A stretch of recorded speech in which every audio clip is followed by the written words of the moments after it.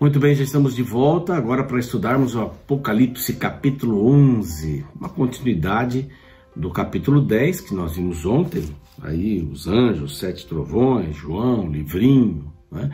Livrinho que era doce na boca, amargo no estômago, a mensagem não da volta de Jesus em 1854, eles vinham entender que era uma passagem de Jesus para o Santíssimo, e este é o contexto que a gente tem aqui, o capítulo 10, e vai entrar agora no capítulo 11, nessa mesma sequência, nesse mesmo embalo, né? No capítulo 11 a gente lê que foi dado um caniço semelhante a uma vara, e também, verso 1, né? E também foi dito, dispõe-te, mede o santuário de Deus e o seu altar e os que nele, naquele adoram, né? Estão adorando ali.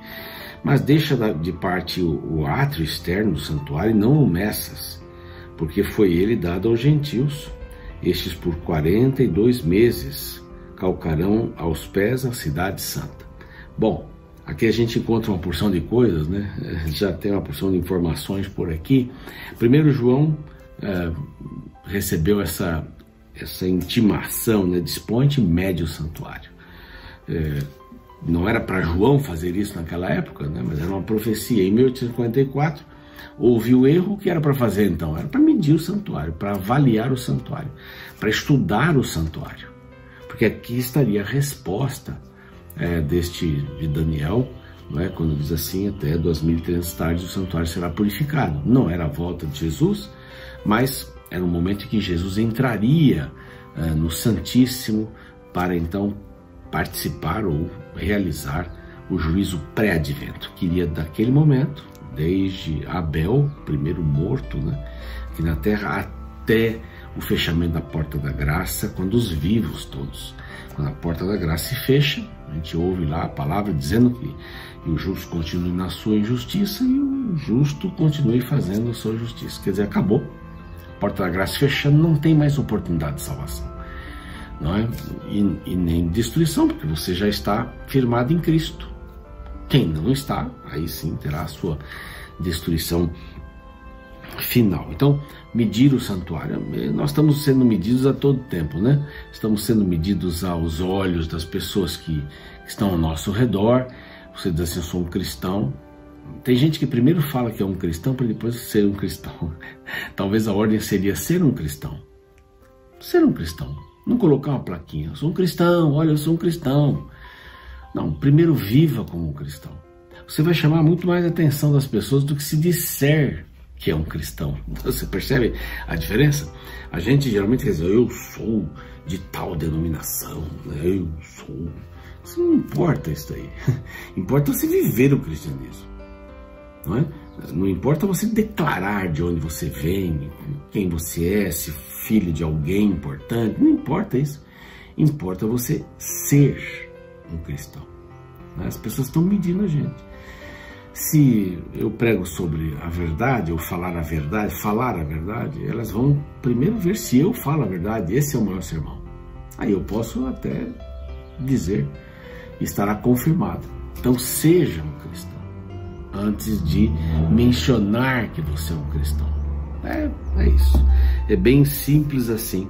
Mas aqui menciona esse período de 42 meses, que são 1260 dias, e a gente já sabe que em profecia, um ano é igual a 1000 anos, né?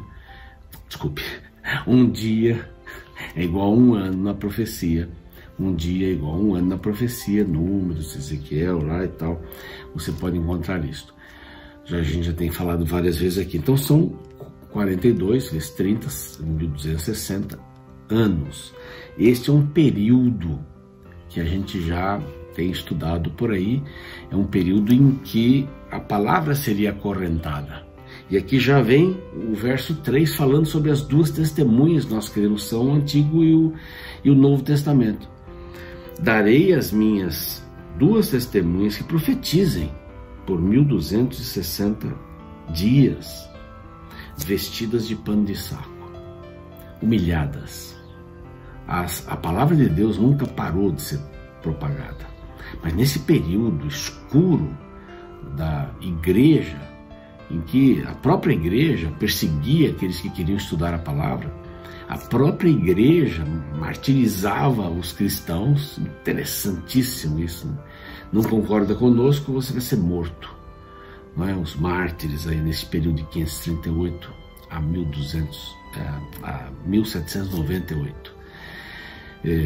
Esse 538 a gente já sabe quando foi promulgado, né, o bispo de Roma como primus inter pares, o primeiro líder da igreja cristã, e 1798, quando houve a Revolução Francesa, de uma certa forma, na época da Revolução Francesa, que apagou a questão da Bíblia, apagou a questão do estudo da palavra, a religião, e prendeu ali o Papa, em 1798, Berthier, comandante de Napoleão, prende o Papa, depois de uns 2 anos ele morre, foi transferido para várias cadeias, depois morreu.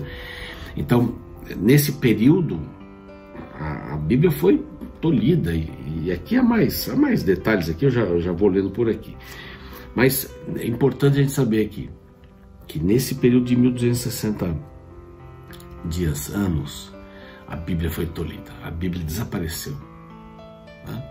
Aí aparecem os valdenses, que davam páginas da Bíblia copiadas. A Bíblia nunca parou de ser pregada, a Bíblia nunca parou. Sempre, em algum momento, de alguma forma, a Bíblia era levada para as pessoas. Mas, como diz aqui, vestidas de pano de saco, humilhadas.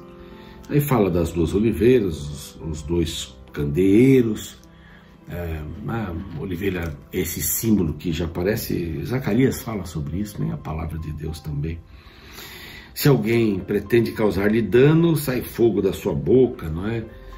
Elas têm autoridade para fechar o céu, para que não chova durante dias em que profetizem, tem autoridade sobre as águas, para convertê-las em sangue, bem como para ferir a terra com toda sorte de flagelos, tantas vezes quantos quiserem. O poder da palavra de Deus, o poder da profecia, né, que fala sobre esses assuntos, né, que fala, inclusive, os flagelos, águas tornando em sangue e tudo mais aqui.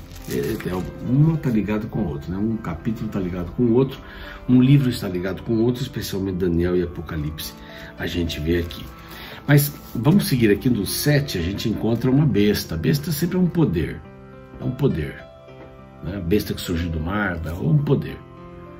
Aqui, então, quando tiverem concluído o testemunho que devem dar, a besta que surge do abismo pelejará contra elas,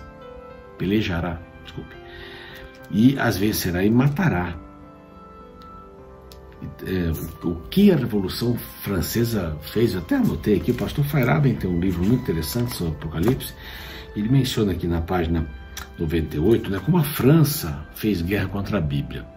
Bíblias foram juntadas e queimadas, igrejas e instituições religiosas foram fechadas, o sábado foi abolido e uma semana de 10 dias foi instituída. O batismo e a Santa Ceia foram abolidos, a existência de Deus foi negada, tiraram Deus das escolas, né, e tudo mais. A morte foi declarada um sono perpétuo, quer dizer, morreu, acabou, não tem mais nada. A deusa da razão foi estabelecida na pessoa de uma vil prostituta, a quem passaram a adorar. A deusa da razão, a razão, né? Foi o festival da razão lá em Notre Dame, quando coisas absurdas aconteceram por ali, né? Eles gritavam: acabem com este desgraçado Jesus Cristo. Foi uma revolução violenta, prendendo o Papa, não é? Isso daria também um desencadeamento, a Bíblia vai falar aqui, para o positivo, para a Bíblia voltar a ser estudada. Mas aí houve uma sequência de perseguições tremendas. O verso 8 diz assim: e o seu cadáver ficará estirado na praça da grande cidade, que espiritualmente se chama Sodoma. Aí encontramos a França e o Egito. Licenciosidade, Sodoma, e ateísmo, o Egito. Quantidade de deuses que havia no Egito. E Sodoma era licenciosidade, e Paris se tornou uma cidade assim, exatamente assim.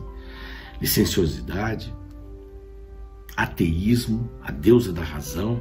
Verso 9, então, muitos dentre os povos, tribos, nações e línguas contemplaram os cadáveres das duas testemunhas por 3 dias e meio.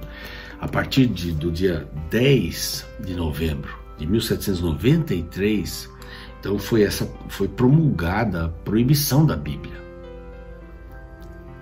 Isso aí o parlamento lá, o francês, o governo francês, então toma esse decreto. Aqui tem um negócio interessante, né? Por 3 dias e meio, você faz a conta aqui desses 3 dias e meio, e você vai ver que dá exatamente esse período, do dia 10 de 11 de 1793 até o dia 10 do 6, são 3 anos e meio, né? 3 dias e meio, 3 anos e meio na profecia. 10 de junho de 1797, pode procurar na história, você vai encontrar então essa assembleia facilitando o estudo da Bíblia. Não era mais proibido estudar a Bíblia. E aí se desencadeia uma coisa interessante. Tem alguns dados aqui sobre a Sociedade Bíblica. Então a Sociedade Bíblica que já trabalhava, né? Mas a França, dentro da França, essa Revolução Francesa criou várias situações. A Europa nunca mais foi a mesma depois disso, com exércitos. Os exércitos eram mercenários, agora eles eram uniformizados e populares, né, do povo mesmo. Tantas outras coisas surgiram. Mas em 1844, a Sociedade Bíblica imprimiu 15 línguas diferentes da Bíblia. Em 1842, olha quanto tempo depois, já havia sido traduzida a Bíblia em 1058 dialetos. E a Sociedade Bíblica tem a capacidade de produzir 3 Bíblias por segundo. Olha que coisa impressionante. A britânica, né, e estrangeira. Então a Bíblia começou a ser propagada por aí. E a coisa seguiu em frente, né? Os que habitavam sobre a terra se alegraram por causa deles, realizarão festas e enviarão presentes uns aos outros, porque esses 2 profetas atormentaram os que moravam sobre a terra. A Revolução Francesa trouxe essa alegria toda de acabar com o cristianismo, acabar com tudo e ficar só com a deusa da razão, mas depois isso foi revertido e as sociedades bíblicas então foram a voz vinda do céu. Verso 12, as 2 testemunhas ouviram grande voz vinda do céu, dizendo: subi para cá, subi ao céu numa nuvem, e os seus inimigos as contemplaram. A Bíblia começou a ser espalhada por todos os lugares. Naquela hora houve grande terremoto. E de fato a Revolução Francesa trouxe um tremendo prejuízo. As pessoas tinham temor na própria França. E aqui diz que a 10ª parte ruiu da cidade e morreram. A França era 10% dos dedos dos pés da estátua de Daniel, capítulo 2, né? Houve uma tremenda derrocada. Verso 14, passou o 2º ai. Opa, a palavra de Deus já voltou, né? E eis que sem demora vem o 3º ai. A 7ª trombeta, qual é a 7ª trombeta? Todo o governo humano acabou. Agora o governo é do Senhor Jesus. Aqui menciona a questão de Daniel, né? Capítulo 2, que fala que um reino substituiria todos os demais reinos e não, jamais passaria para outros. Verso 15, o 7º anjo tocou a trombeta e houve no céu grandes vozes dizendo: o reino do mundo se tornou do nosso Senhor. A volta de Jesus. Então você vê aqui, vamos entender o santuário? Vamos entender o santuário. 1844, vamos entender o que é. Naquele finalzinho dessa 7º trovão, aqui, do 6º trovão, da 6ª trombeta, a gente encontra todo esse movimento, né? A França acabando com tudo, mas encerrando um período de escuridão do estudo da palavra. Abre-se agora, a cortina se abre, as pessoas começam a estudar a palavra, mas a gente vê que nos nossos dias há muita descrença, né, da palavra, mas a palavra está aberta. Qualquer um pode ter a Bíblia Sagrada por $1. por um valor irrisório, que ela está à disposição. Então fala que o reino do nosso mundo, o reino do mundo, né, se tornou do nosso Senhor e do seu Cristo, ele reinará pelos séculos dos séculos. Aí Daniel capítulo 7 aqui de novo, né, falando sobre isso. E o verso 19, para encerrar: abriu-se então o santuário de Deus que se achava no céu, e foi vista a arca da aliança, o seu santuário, e sobrevieram trovões, relâmpagos, terremoto e grande saraivada. O que é isso? A fase final. Aqui Jesus está voltando. Não é maravilhoso? Depois disso Jesus volta. O reino é do Senhor Jesus. Não tenha medo, não. Não tenha medo de ser cristão. Não tenha medo de passar por provações. Porque o reino será do Senhor Jesus, é do Senhor Jesus, e Ele vem estabelecer isso para sempre quando Ele voltar. Vai estabelecer para sempre. Glória a Deus, né? Por tudo isso. Vamos orar. Pai querido, nós te agradecemos por esse período que temos de liberdade. A Bíblia ficou aí encarcerada, acorrentada durante tanto tempo. A Revolução Francesa é o que se encaixa melhor aqui nesse capítulo. Ela veio para destruir a fé. Mas finalmente, depois de 3 anos e meio, ela não aguentou. Na realidade, hoje a França passa por um momento muito difícil de descrença, de ateísmo.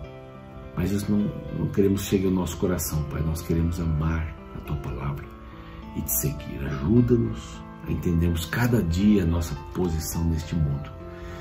E os olhos estejam bem fixados no novo reino. Em nome de Cristo. Amém.